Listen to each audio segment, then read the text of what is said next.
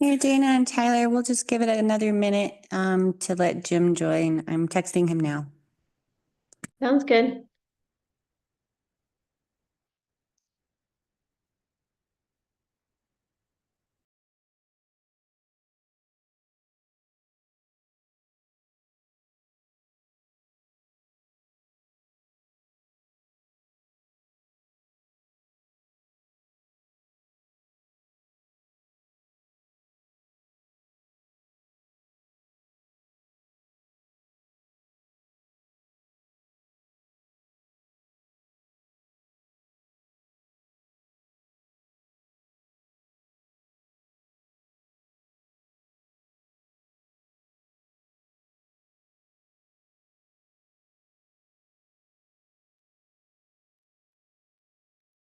Okay, good morning. It is November 18th. The time is 9:02 and I call this Finance Committee meeting to order. We do have all trustees present as well as Melina and myself as staff support. So our first item on our agenda is our fee schedule. So diving right in this morning. Hope you're awake. Fee schedule. So we've changed the layout to how we're trying to present this a little bit. I meant to give you a link to the old fee schedule in my memo and I didn't do it. The way that we had it laid out before was really just a big Excel spreadsheet and everything was kind of jammed together. And so we've changed the layout to have it broken up by department instead, so that we can have each fee schedule posted on each department page. Just so it's a little bit easier to digest. We don't have any really proposed changes in the building department or in my department, the clerk department. Really, because most of the fees in my office are mandated by the state. And then the way that I presented it for you for the facility fees and special event fees and public works fees, I kind of broke it up into what the current fee is and what the proposed fee is. That way you can see what the increase is looking like. And then once we finalize it, I'm going to go back through and I can get rid of what the current and proposed is, and it'll just be, what the new fee is. Do you have any questions?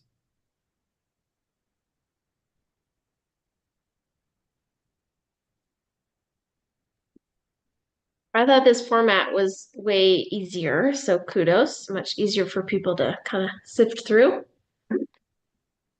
Yeah, really nice job on the layout rather than, getting a headache searching through the Excel file. This was very nice. Thanks. And then there's nothing, so these are the same, like these for the facilities, these are the same fees we approved in the Facilities and Parks and Finance Committee. And then for the other fees, like nothing's really changing besides what we've already changed for facilities. Is that right? Yes, yeah, everything that is proposed in the facilities is what you've seen before. And then I did apply, I think a 15% increase across the board for all of the public works fees as well. For tap fees and all of their general fees for equipment rental. Yeah. Yeah.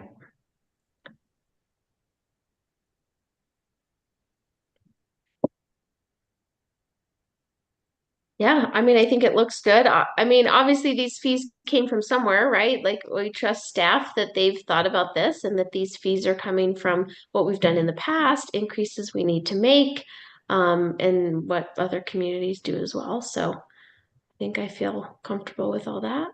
Yeah, and from the other committees, obviously, which is yeah, pretty important.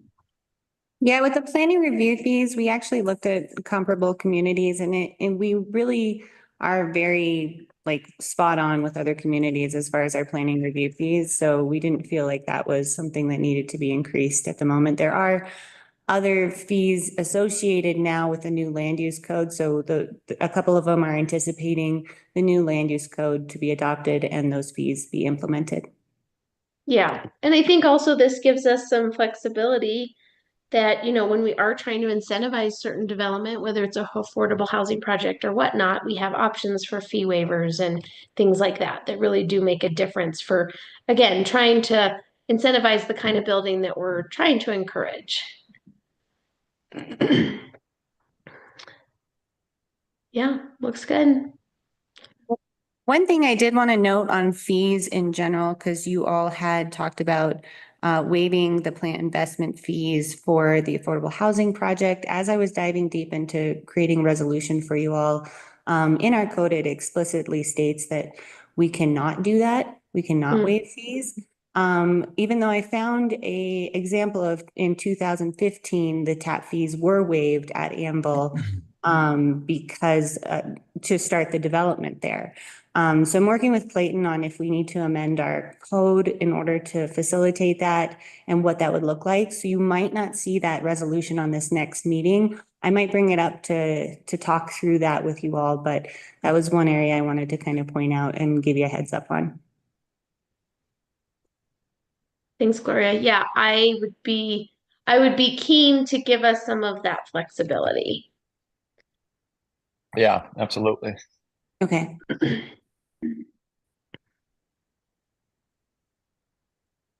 So what I might do is present you all with an ordinance, a draft ordinance on that Monday for you all to review to see if if you guys feel like maybe that's something we want to change in our code, we might change that sooner rather than later.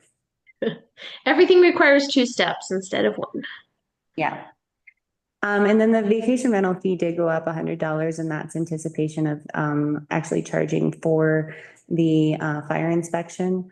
And so that's hopefully recovering some of those costs for the fire inspection, but that was one of the bigger changes.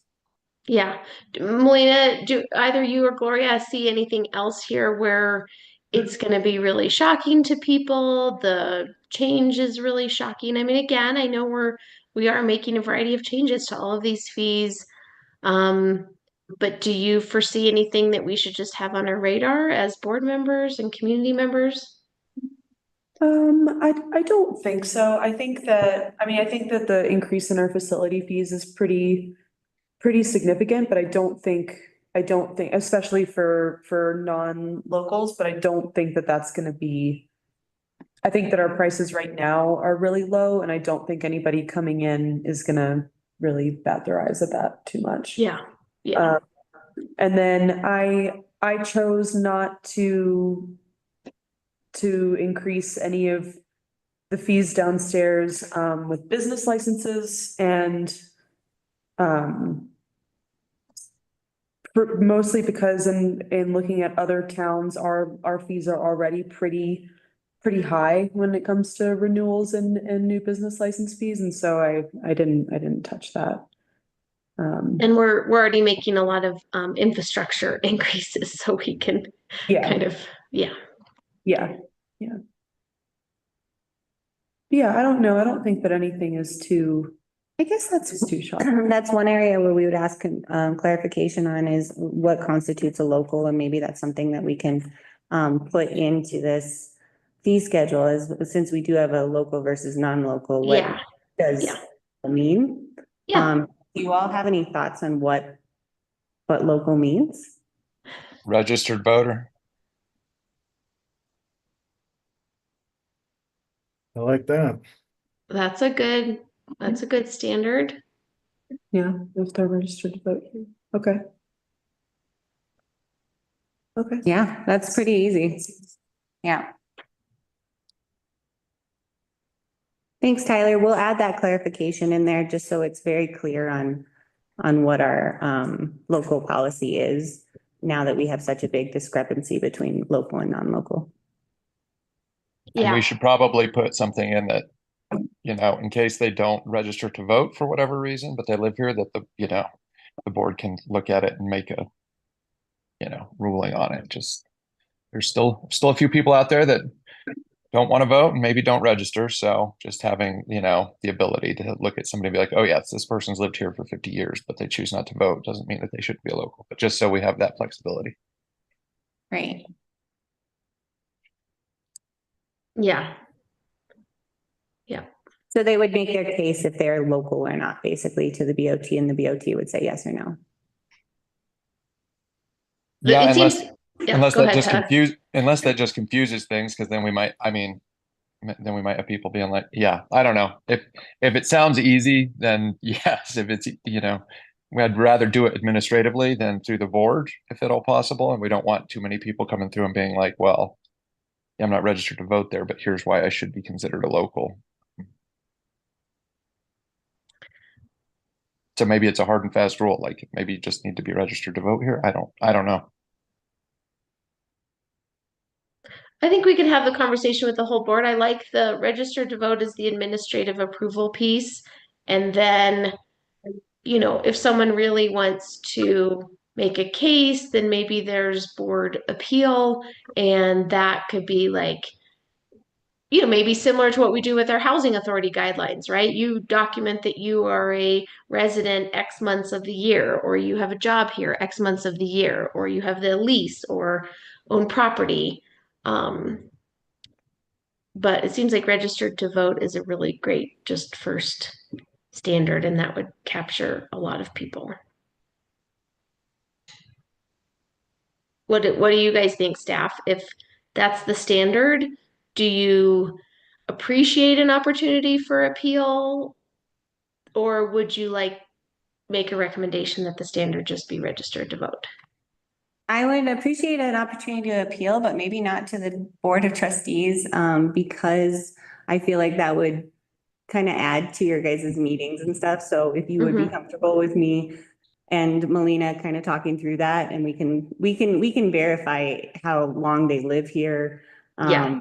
Through utility bills or whatever. So if you were okay with that coming back to the town administrator, I think that would be a better course of action for you guys. Great. Okay. But I do like your idea, Dana. We would probably use some of the housing guidelines that we adopted for affordable housing internally to make that determination. Yeah. But register to vote captures lots of people and is very easy. Yeah. Yeah. Great. Awesome. All right. Thank you. Anything else on our fee schedule? Yes, Jim? I have a quick question on page 3. Halfway down the page, it says mobile home permit, $100. Is that from the discussions of our RV mobile home permits, or is that totally separate just for building department? So I don't have Lucy here, but I believe that's completely separate. We tried to leave out things that would eventually you all would decide on. Perfect. Except for the land use code, because that's kind of moving through, but we're waiting on that RV discussion. Thank you. Yep.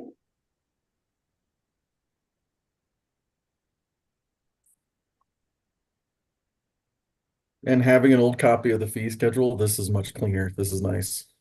Yeah, and so each one of those will be on each department website now, so you'll be able to pull it up right away. And hopefully that'll lessen the questions to staff of, Yes. this fee, where's that fee?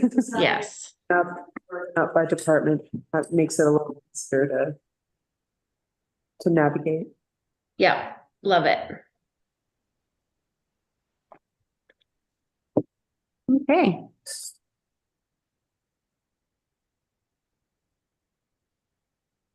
Well, moving on to our sales tax. We are looking at more than our 1,600,000 that we had budgeted for, as you can see from there. So I did increase that in our budget about 100,000, which actually puts us right at our emergency reserve 25%. 25%.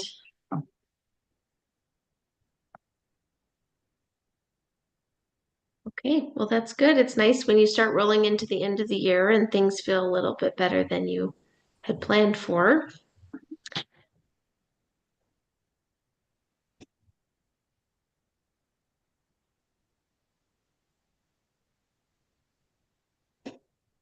Yeah. Questions or comments on sales tax? We did budget for next year to be 1,600,000. Are you all still comfortable with that? Knowing that we've decreased a little bit over the years, and it would still be a decrease from this year, just Mhm. looking at the numbers, but are you still comfortable with that 1.6?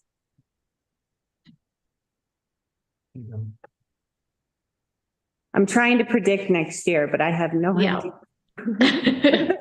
I've been talking to other managers and they're like, we're just budgeting the same as we did this year. Like, so. Yeah. I'm trying to predict that, but it's a little bit difficult right now to predict. I mean, if we take 21 and 22, that it's right within that range, so that feels reasonable if maybe a little conservative, but then again, we always have some options to think about those reserves at the end of the year or into the next year. I don't know.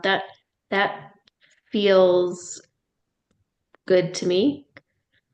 Yeah, and I think we always try and go a little bit conservative, and then hopefully if we do come out better on the other end, then that's great. But I'd rather be conservative on forecasting.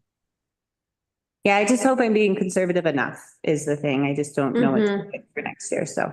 Mm-hmm. Let me ask a quick question. I remember Deanne talked about this, but if I'm thinking about our surrounding neighbors and things that can impact us, Lake City is potentially going to vote about their county roads open to OHVs, but that would be a whole nother summer season that would take effect, right?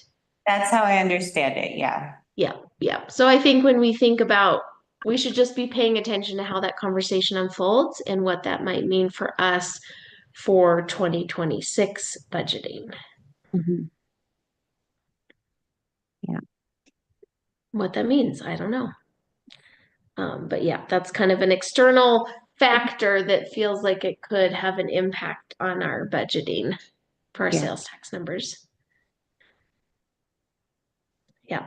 Well, I think what we're seeing here is really positive. Like post-COVID, obviously we're never quite at that same high water mark. Well, we kind of are, but I would attribute it to all kinds of things. But I think, local municipalities being able to collect the sales tax is really helpful with the online sales tax and just seeing what's happening in our local tourism economy.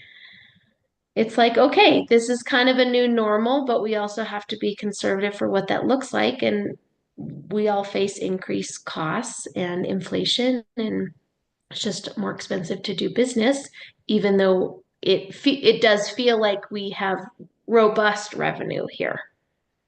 So it's kind of continuing to work with that uncertainty. Yep. Okay. So you will see the fee schedule on the 25th for formal adoption. And then if there's any other outstanding budget items that you feel to bring up, I encourage you now or on the 25th. I have a sort of question that's kind of linked to this fee schedule. What's going on with our change in rates at Kendall Mountain and specifically the cease and desist letter? Are we going to be able to collect those rates or no? As of right now, they have until the 25th. Our 10 current contracts have until the 25th to either renew or cancel, basically, or we'll be canceling them. So they can renew at the new rate with the 15% discount that you all gave, or they can cancel it. And I did send you all Clayton's response to that cease and desist on Friday. But he's very confident that the language is in our contracts to be able to cancel those. Okay, perfect. And I'm not sure the exact breakdown of who has canceled and versus who has paid. I'd have to ask someone of that. I think only one has canceled. Only one has. I think only one is canceled. Okay. That was. Okay. We talked about that maybe a week ago, so there might be another. Right. I think only one canceled. Okay. Very good. It's a lot of belt tightening across the board. Yep. Right. Yeah. Yeah, great. Thanks, Gloria, for just setting up all the pieces. Budget season is always so many different steps in the process. It's been an interesting one. I know, I'm always looking to refine. So if you have some ideas on how to make it more efficient next year, please let me know. Well, I think your big strides on the financial management policies document and the capital improvement plan is really huge for starting to kind of set a framework around all of this. It gives us some guardrails for what we're doing, I think personally. Yeah, and that was the one thing about the capital improvements plan. I think we talked about it at the meeting, but potentially bringing that to you all for adoption, just so that we can look at what we're saving for and have that big picture idea when we go to adopt future budgets and maybe future funding. So. Yeah. I'm not sure if I can get it together by the 25th, but it will be coming to you soon.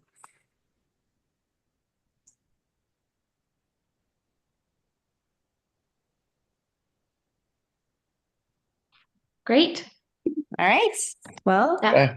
I think Fastest meeting ever. it's 9:23 and we can adjourn this meeting. Thank you everyone for your time this morning. Thank you guys. Have a guys. good day. You See ya. too.